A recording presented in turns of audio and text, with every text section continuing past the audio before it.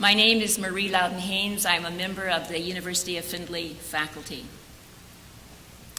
Tonight, we celebrate our 7th year of hosting speakers in celebration of the DeBow and Catherine Freed Contemporary Christian Lecture Series. And we are very pleased to have with us tonight Dr. Adam Levine from the Toledo Museum of Art. Adam Levine came to Toledo and to the Toledo Museum in 2013 as the recipient of the Andrew Mellon Postdoctoral Fellowship. Before joining the Toledo Museum of Art, Dr. Levine worked in New York in the Greek and Roman Art Department at the Metropolitan Museum of Art.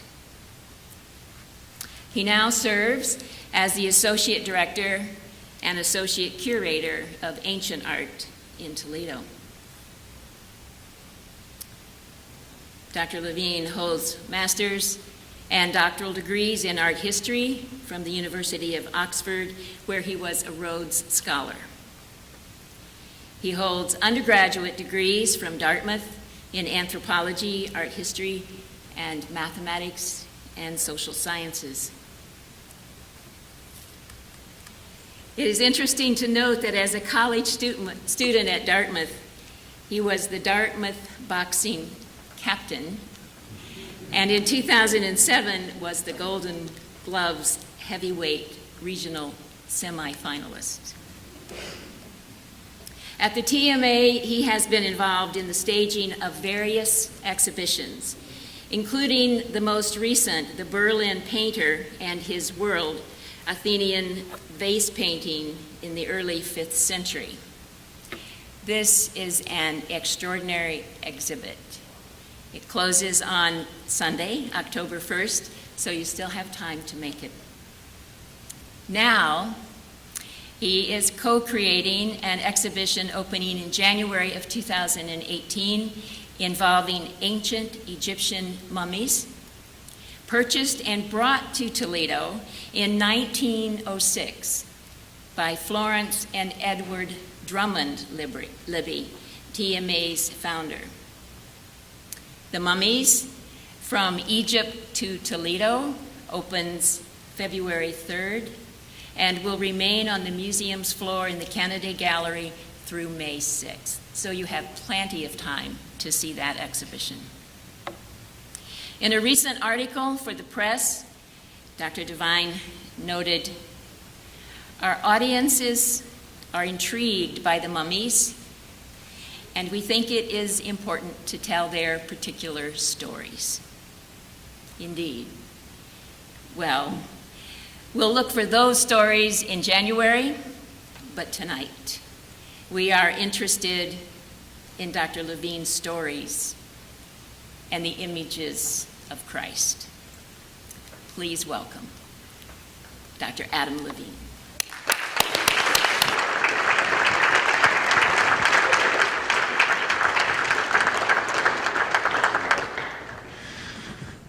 Let us make sure that the mic is on. Everyone can hear me okay? Terrific. Good evening. Thank you everyone so much for being here. I clearly got hit too many times in the head because you can see that I'm missing an article from my title. It's in A Time of Change, so my apologies. Clearly was not very good at boxing, which is why I'm standing up here talking about art. But I do appreciate your spending time with me on a Friday evening. I will do my best to keep you engaged. Fortunately, I think it's a pretty engaging subject matter. First, let me thank Marie Loudon-Haynes, without whom none of this would be possible, so please join me in giving her a round of applause.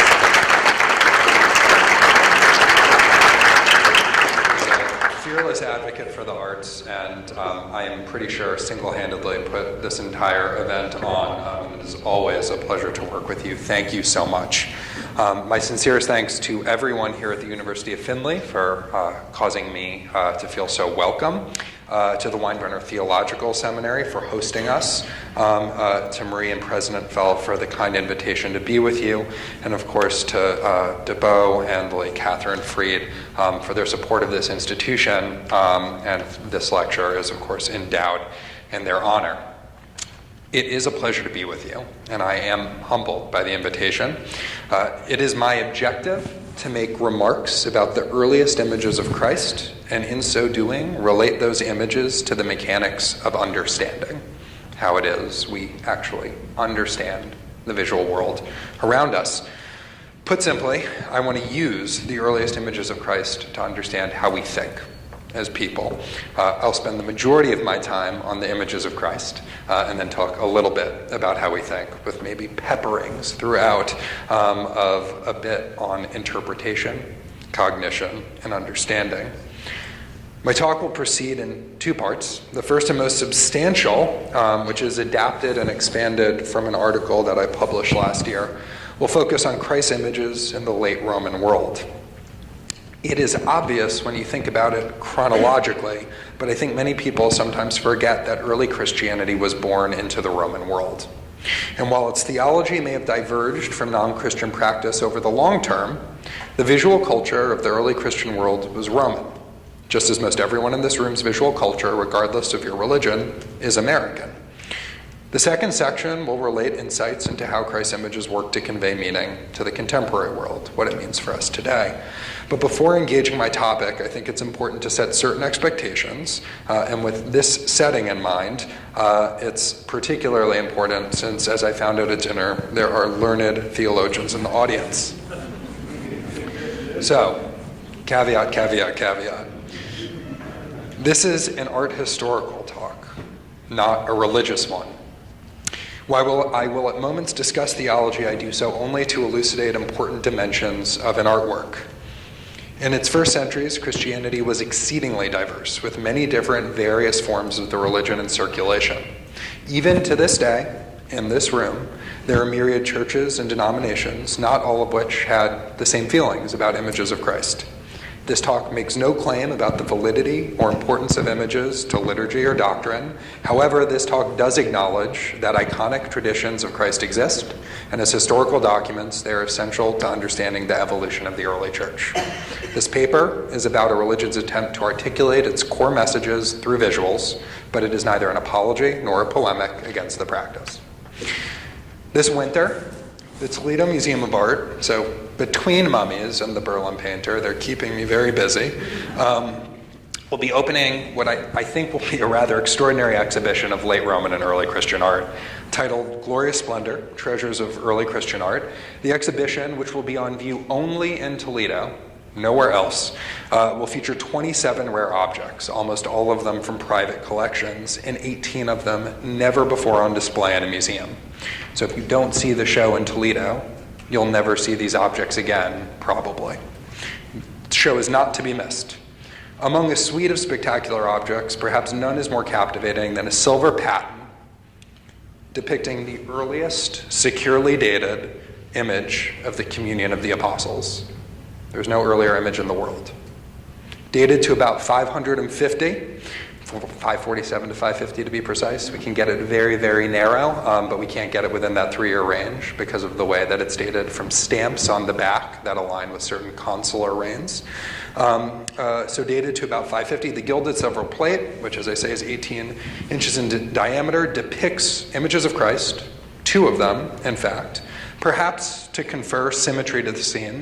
Let's see, I don't have a pointer, but there are 2 images of Christ in the center, one giving the wafer, the other the wine, perhaps just leveraging sort of the symmetrical center axis, or perhaps to allude to Christ's dual nature, potentially even in a way that would now be considered heretical. We ought to remember that the hypostatic union, the coexistence and commingling of Christ's human and divine natures, was only adopted at the Council of Chalcedon in AD 451, and it was affirmed 3 years after the production of this patent at Constantinople II in 553. But surely you must be asking yourself, there are earlier images of the communion of the apostles. What about, for those of you who know them, the images of catacomb paintings underneath Rome, or Nola, like the image from the catacomb of San Domitia projected behind me, even allowing for some sloppiness in differentiating the Last Supper from the communion of the apostles, which are different things. Let me ask, if you believe the image behind me does depict the Last Supper, how do you know? What in the picture gives you that indication? And for those of you who are really trying to find something, you'll be pleased to know that this is not a trick question. The answer is that there is nothing specifically Christian about this image. It could just be people at a dinner party. And I do not necessarily want to suggest this image and others like it were produced by artists who didn't have Christian meanings, but I want to suggest that we can only assume this fact. And recognizing this reality fundamentally changes the way that we understand Christian images. And for starters, it leaves us with something of a mystery, this mystery which is at the heart of early Christian art history and is based on what I'm about to, I hope, demonstrate, some faulty assumptions. According to one of the foremost early Christian iconographers, André Grabar, quote, "The earliest Christian images appeared somewhere about the year 200.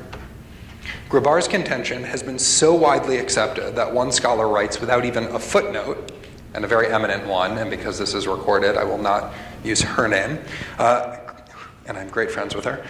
Christian art as such cannot be dated any earlier than the end of the 2nd century or beginning of the 3rd century. That's like inside baseball, which is totally dweeby academics. If there's no footnote, right, then it's just obvious.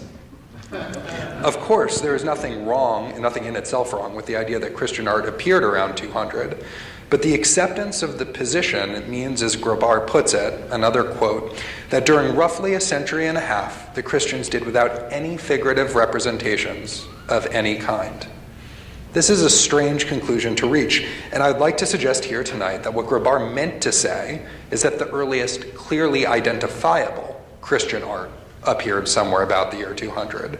Grabar and those following him have confused the absence of evidence with the evidence of absence. If you thought you were going to get away from the math degree, you're not going to.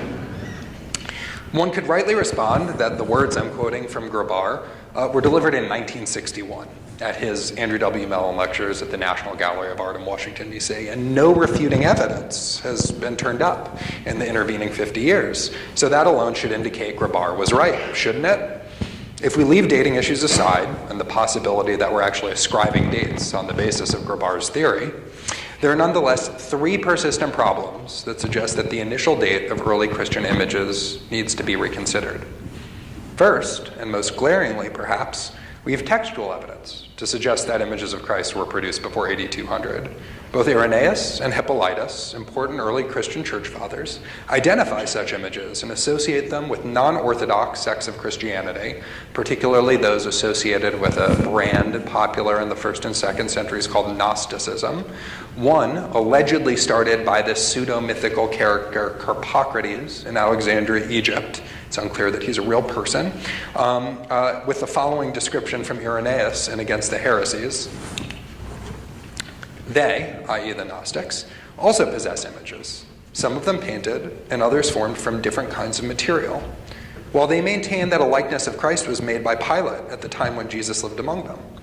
They crown these images and set them up along with the images of the philosophers of the world, that is to say, with the images of Pythagoras and Plato and Aristotle and the rest. They have also modes of honoring these images after the same manner as the Gentiles.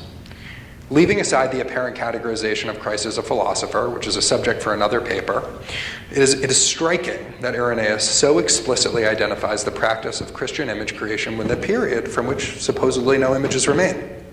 Unless one think that this odd strain of image worship was constrained to Alexandria, he goes on to say, and I quote, "From among these," Carpocrates' crew, "also arose Marcellina, who came to Rome under Anicetus, and holding these doctrines, she led multitudes astray." The reference Anicetus, who was the pontiff of Rome, Pope, from AD 157 to 168, anchors the spread of this image-worshipping heresy, not to mention any others that may not be preserved in text, well before 200 AD.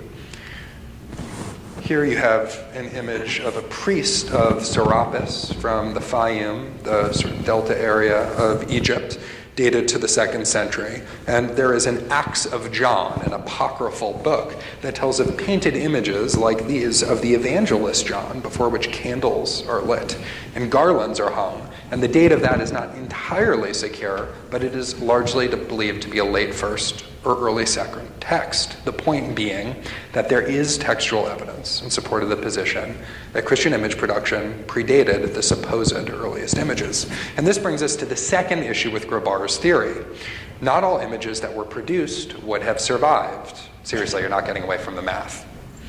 Consider the following pseudo-statistical thought experiment. I know, just bear with me. To simplify matters grossly, let's imagine that the preservation of an image is entirely probabilistic. So the most important driver of the number of objects that survive are the number of objects produced.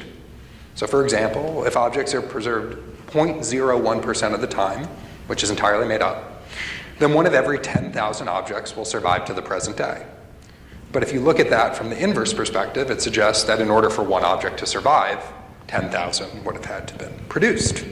The point is not the survival rate is 0.01%. The point is that for a single object to enter our modern sample set, a lot would have had to be made.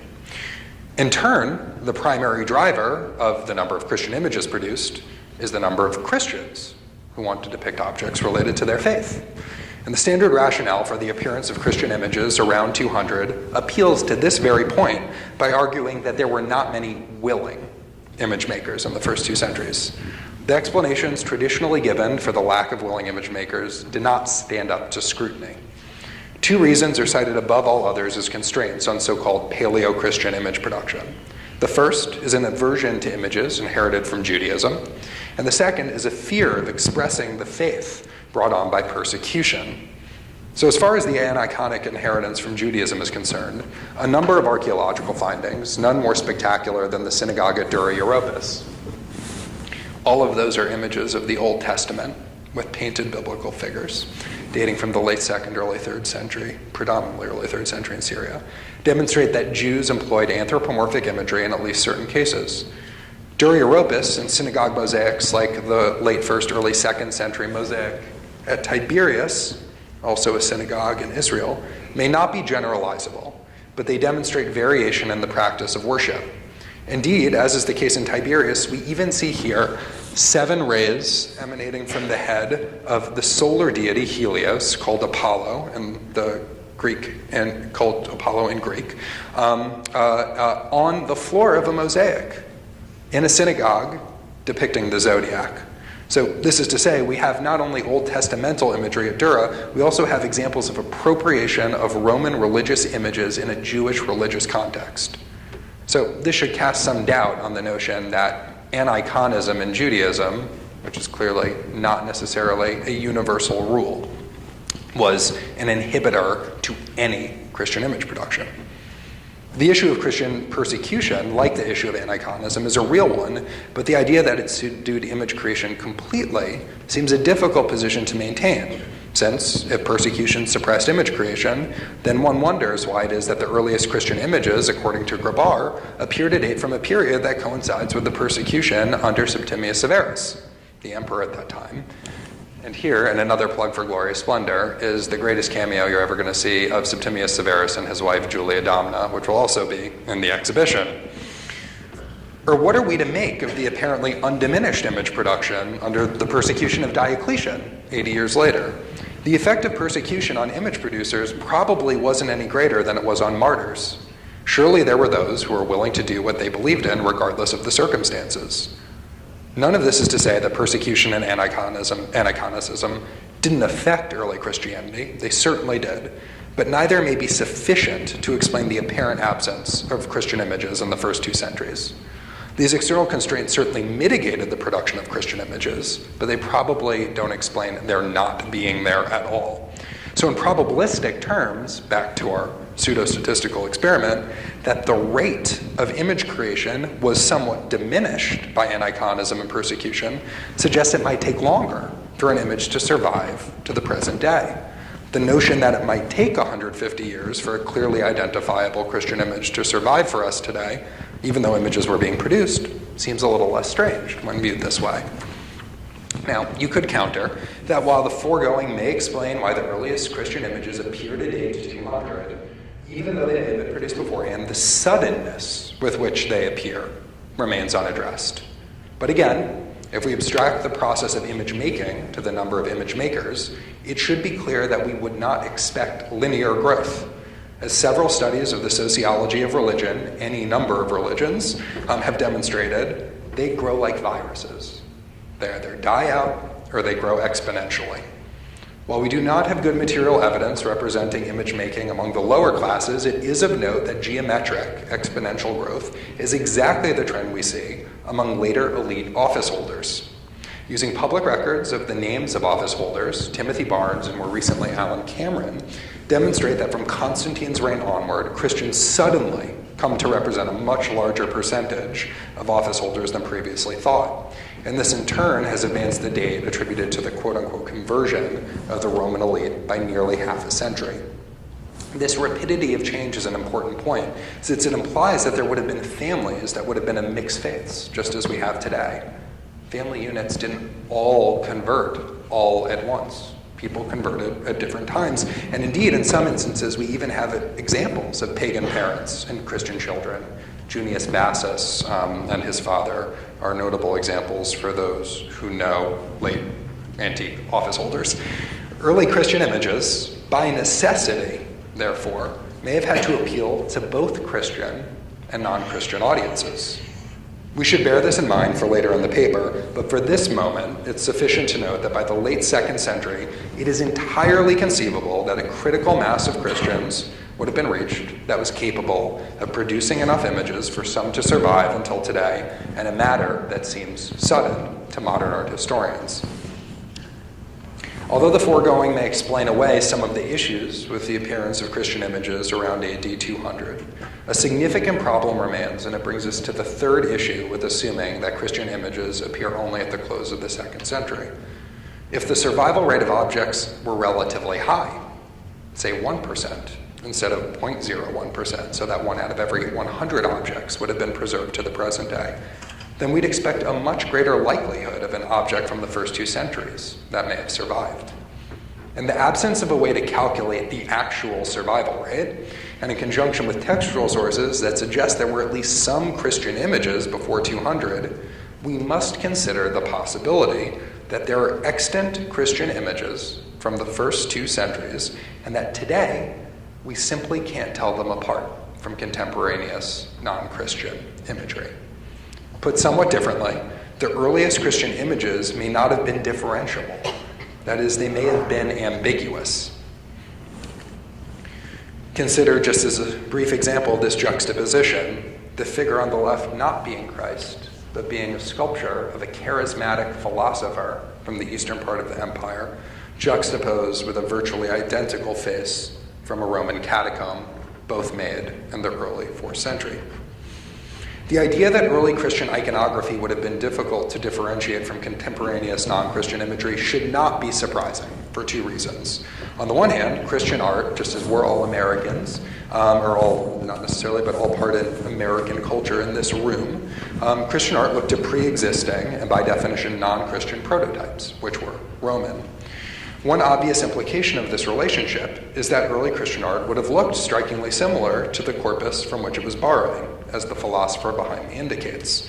Perhaps the alterations are so subtle that we cannot tell the difference, or perhaps there were no differences to speak of.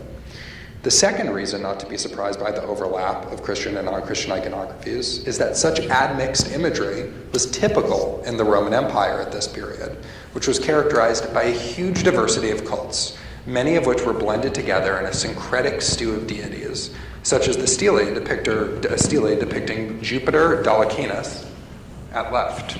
Here you have an image of Jupiter in the center, or really Serapis Jupiter, with a strange hybridized Eastern deity, Jupiter Dolicanus. This is what we see at your left, riding the horse.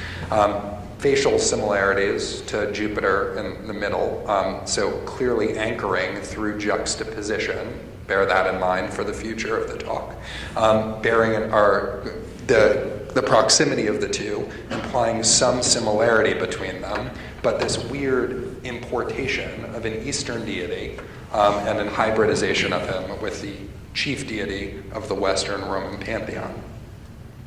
Christianity developed within this cultural matrix, where deities were being hyphenated left and right.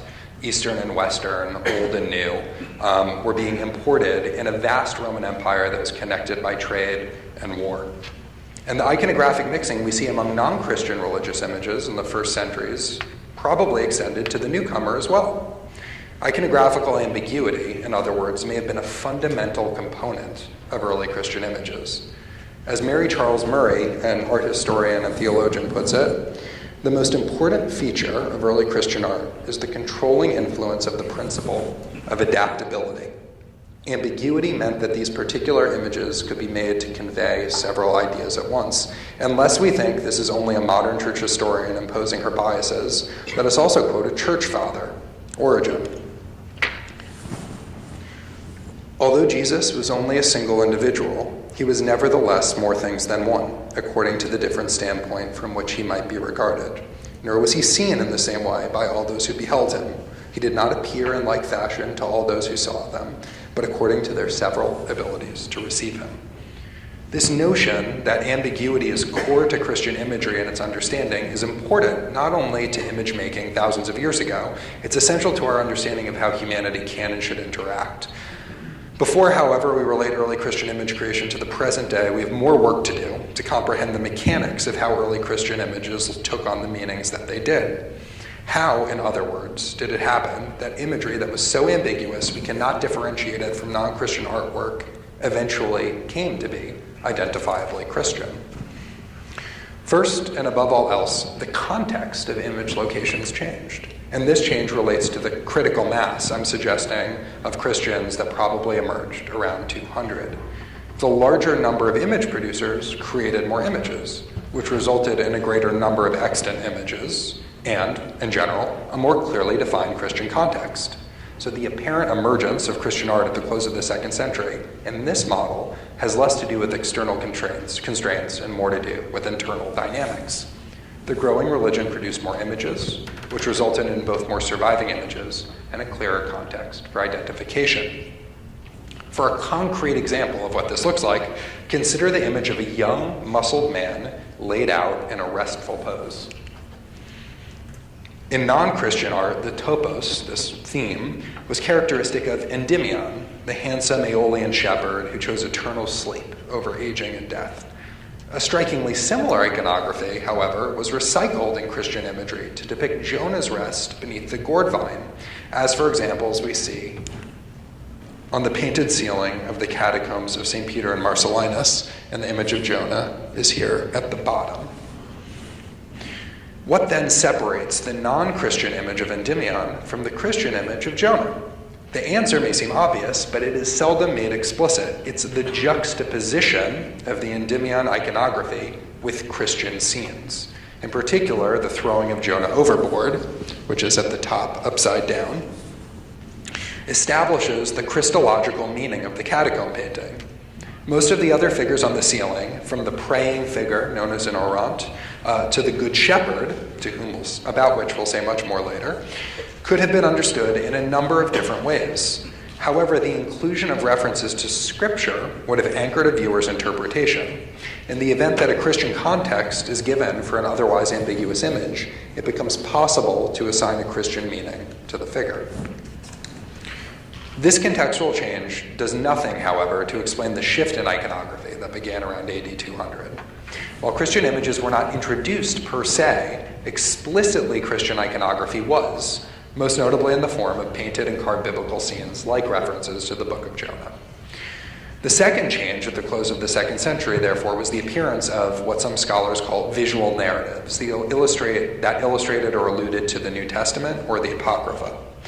These scenes are the first examples of images that could be unambiguously identified even without surrounding context. Indeed, juxtaposition of an ambiguous image with these scriptural scenes may have lent Christian meaning to the former, much as in the case of the Endymion above. The iconographic transition can be restated in the following terms. Whereas Christian images before 200 were largely passive vehicles for the religion that were indeterminable from contemporaneous non-Christian imagery, After 200, Christian images more actively proclaimed their Christian status. Over the course of the period investigated here, the assertion of an explicitly Christian imagery was elaborated and slowly refined through the inclusion of unique signifiers, most notably the cruciform halo. Here depicted on a sort of miraculous vessel, an image not made by hands, an impression of Christ's face on a cloth known as the mandilion from this 10th century icon showing King Abgar of Edessa holding this miraculous thing. And of course, it's not just an impression of Christ's face. There's a cruciform behind his head. To fully understand how important the symbol of the cruciform halo became in Christian visual lexicon as a means of identifying Christ, let us consider the iconography of the so-called Good Shepherd. The use of the Good Shepherd in early Christian art has long been a point of scholarly discussion since Joseph Wilpert's publication of the early Christian catacombs and sarcophagi more than a century ago. Discussions of the Good Shepherd often note that the motif is found on early Christian sarcophagi with regularity. The sepulchral context of these finds suggests the iconography carried a funerary meaning. And the Good Shepherd's association with the afterlife was indeed hardly unique to Christianity and preceded Christianity with an iconography depicting Hermes as psychopomp, that is the guide to the underworld, and a similar tradition existed as early as the 6th century BC, in which a ram bearer, the so-called Moscophorus, functioned as a votive as well as in funerary contexts. This is not specifically Christian, the idea of the Good Shepherd.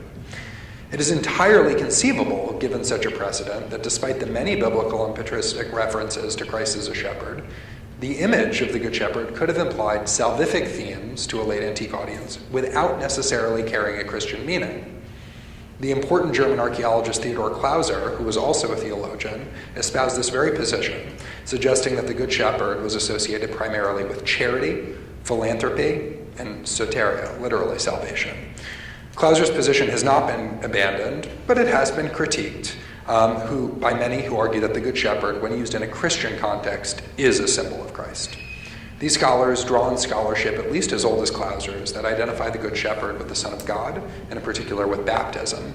But it is worth returning to our good friend André Grabar, who got much more right than he got wrong, and quoting him at length, I'm not going to put it behind me because it will be at length, for his discussion of the Good Shepherd. Here's what Grabar says. It is certainly not the task of the historian to judge the relative effectiveness of images of Paleo-Christian art as a means of iconographic expression, but recognition of the limits of effectiveness do indicate what functions could have been assigned. These functions are comparable to those general ideas of language.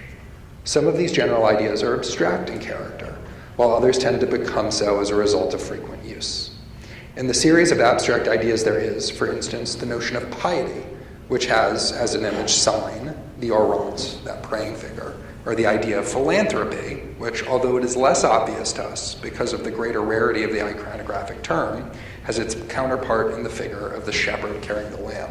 What Grabar is saying is images function like language, and they're open to multiple interpretations, but you can regularize how you understand the language, and that the Good Shepherd was in fact a symbol of philanthropy that could take on a Christian meaning in a Christian context, could take on a Jewish meaning in a Jewish context, or could take on a pagan meaning in a non-Christian, non-Jewish context. This more nuanced account of how meaning was inscribed into iconography through its interlocutor, through its viewer, is convincing. However, there is a crack in his appeal to the contemporary reader to trust what may have been unclear, or to trust what may be unclear at present would have been clear in antiquity. Grabar's faith that a symbol's Christian meaning would have been apprehended relies on the assumption that the viewers of the symbol were Christian. These images were, according to Grabar, de facto effective for their intended audience. But it's not clear, as we've already started to trace, that this conception of the viewing audience is the right one. As we've already discussed, families didn't exist in either Christian-only or non-Christian only units. And to that very point, recent archaeological evidence, mostly undertaken by Leonard Rutgers in and around ancient Rome and the Vatican, actually demonstrate that Christian, Jewish, and pagan artifacts not only use similar iconographies, but they are found in the same burial sites. This really changes things. It suggests that the boundaries between these religions are much more fluid, that Christians, Jews, and pagans had iconographies that may not have had intrinsic meanings and that may not have been religiously circumscribed. Religious meaning, in other words, might not have been rigidly limited, and the iconographies between cults may have been sufficiently similar to allow for multiple interpretations, each activated by a different viewer, just as Grabar advocated. A growing body of evidence suggests that burials were not necessarily geographically divided by religions. An image of the Good Shepherd in a Christian catacomb may have been seen by non-Christians. Indeed, it may have even been intended just as readily for non-Christians as for Christians. Through this lens, the Good Shepherd may have been a late antique rather than a Christian image. Here, an image of the Good Shepherd from the so-called Jonah marbles in Cleveland. Another art historian and theologian, Boniface Ramsey, has suggested something similar in arguing that the Good Shepherd, which disappears from the visual record during the course of the 5th century, disappears because it lacks an inherently Christian meaning. For Ramsey, the Good Shepherd was a symbol of charity, salvation, and above all else, protection.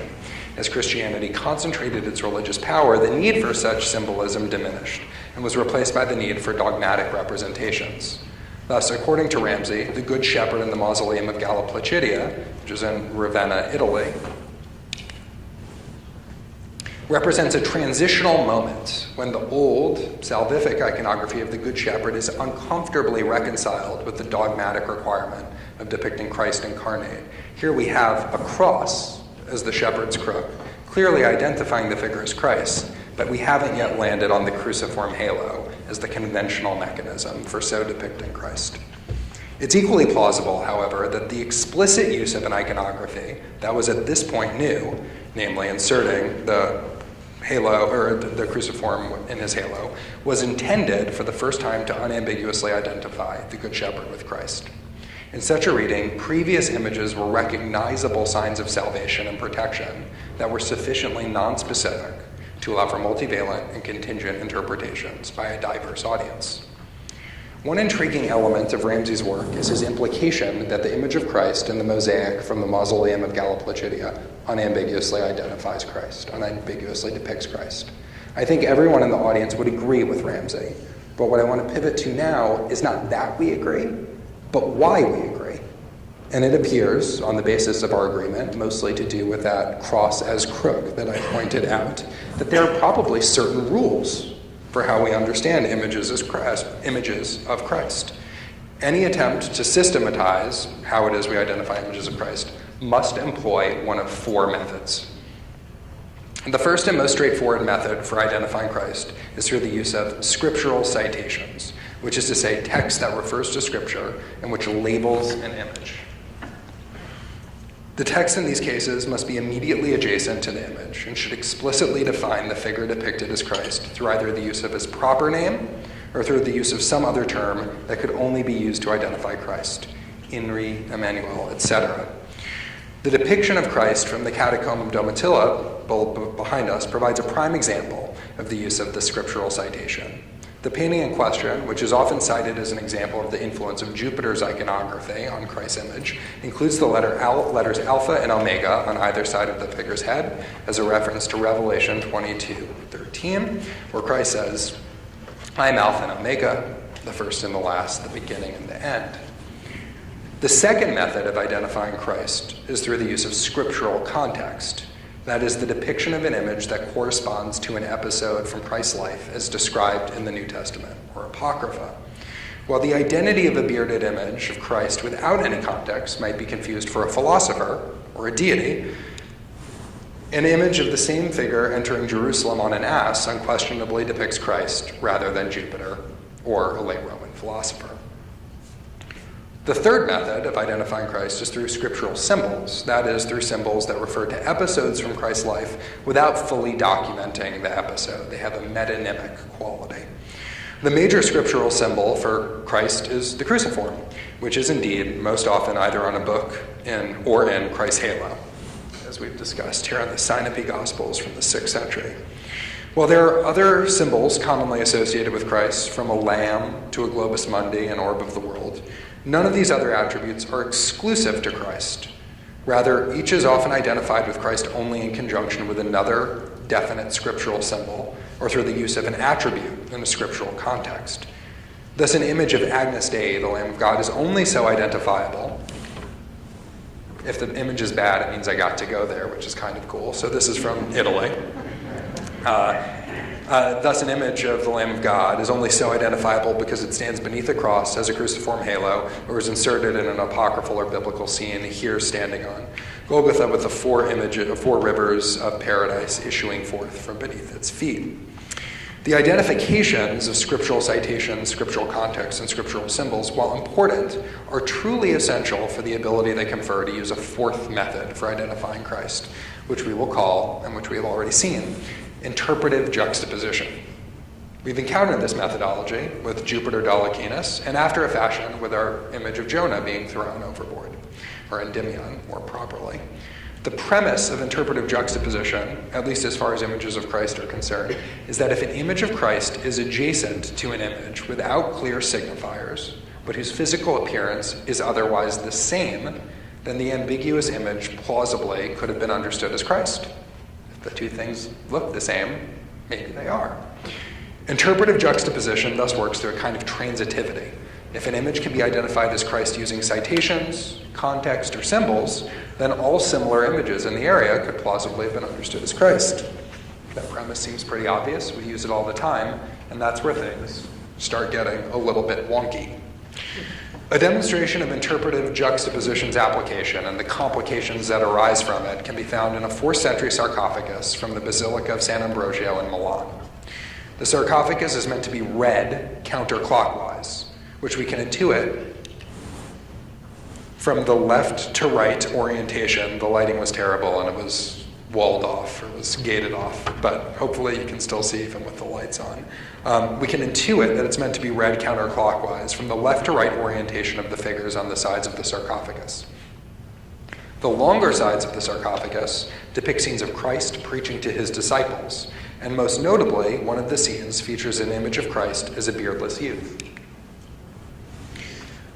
Christ can be identified through the scriptural symbols of the 12 apostles flanking him. Here is a cropped image showing the inclusion of Peter and Paul immediately beside him. On one of the short sides of the sarcophagus, however, we're faced with an incongruous and strange image. Along with stories from the book of Genesis, at the viewer's left, we have a beardless figure in a chariot being drawn by 4 horses. At first glance, this seems like a fairly standard scene of Elijah's descent, a scene we find on other sarcophagi. But a closer look and the use of interpretive juxtaposition implies that the youth in the chariot, which shares the centrally parted, flowing hair and smooth face with the figure clearly denoted as Christ in the preceding scene, probably would have meant that the two should be associated with each other. It may even be of note that the charioteer looks back, away from the biblical scenes, the Old Testamental scenes, and towards the image of Christ with which the viewer probably was meant to associate him. Now, whether this means that the image of the charioteer is Christ or Elijah or some hybrid between the two is a point that, even in the seemingly straightforward case, we can't resolve. It suggests the image might have been ambiguous. Now, for those of you who know scripture and know theology, you might say, but Elijah was considered an Old Testamental prefiguration for Christ because he ascended to heaven just as Christ did. But the point here is that while you can read that in from sources, not everyone who would have seen this image would have known that. So what we're asking is what a viewer of this would have intuited, and it would have intuited the figure in the chariot is the same as the figure in the center. And given the Christian context and the clear imagery associating that figure with Christ, it is entirely plausible to think, that's Christ in a chariot. And what does that mean? The example of the sarcophagus at San Ambrogio is hardly the only case of a charioteer with an ambiguous meaning. In fact, it's not even the best known. A more famous vault mosaic from the Tomb of the Julii, which is underneath St. Peter's Basilica at the Vatican, was a non-Christian burial place at first that was later converted to a Christian one when this mosaic was put in. The mosaic you see here depicts a quadriga, a 4-horse chariot, and it has a striking solar iconography. The Mosaic charioteer is almost universally identified as Christ, an identification that rests in large part on the observation that the rays emanating from the head of the figure appear to form a cruciform, which, as discussed above, is an unquestionable scriptural symbol. There's no other figure that has a cross associated with it in the same way as Christ. However, a closer inspection of the rays shows that there are 3 rays, not 2, radiating from the top of the figure's head. And despite the fact that the horizontal rays to the left and right of the figure do appear to form the horizontal bars of a cross, it's not necessarily clear that the rays create a cruciform. It's at least as likely that the image was intended to be interpreted as the solar deity, Helios, who is often depicted with 7 rays of light emanating from his head. And for those of you who were paying attention to the mummy portrait, to that painted figure of a priest earlier, Serapis was also a sun deity, and the priest had a 7-rayed ring in the middle of his diadem.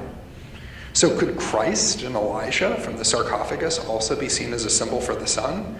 I mean, after all, the juxtaposition with scenes from Genesis may suggest the beginning of that story, where we're seeing the separation of light from darkness. And this may be less surprising than it seems, given an analogy lots of early Christian theologians made, inspired by Neoplatonism, that the Trinity was like the sun. It was a single essence with multiple rays whose issuance never diminished the entity. 3 things are one, just like the sun has infinite rays, but is still one strong, undiminished thing. As with the sarcophagus from San Ambrogio, the image of the charioteer cannot be read in isolation of its context, and probably also carried a Christological meaning. The Julie charioteer is flanked on one side by a Jonah scene,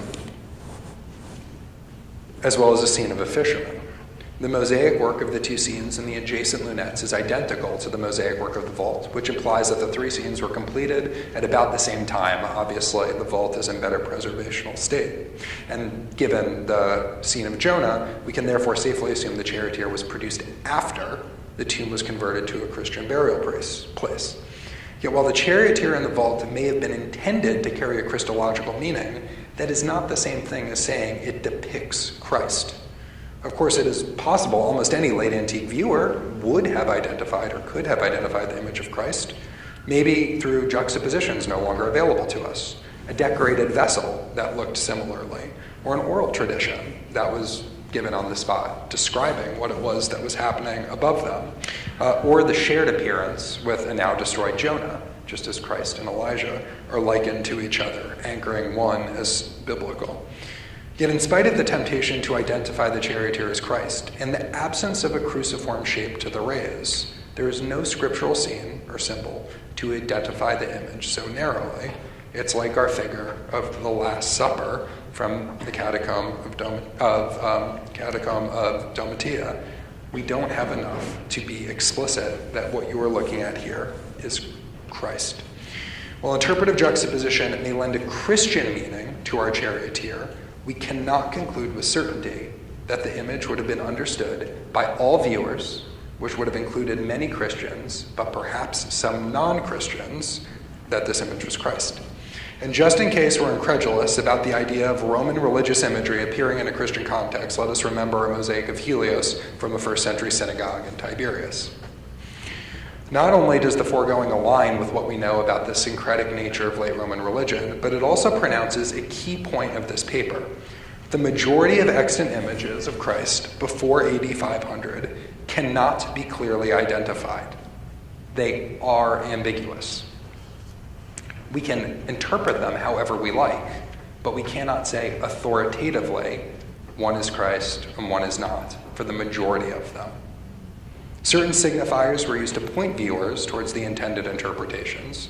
Symbols and juxtapositions that we've already discussed are all that are available to us.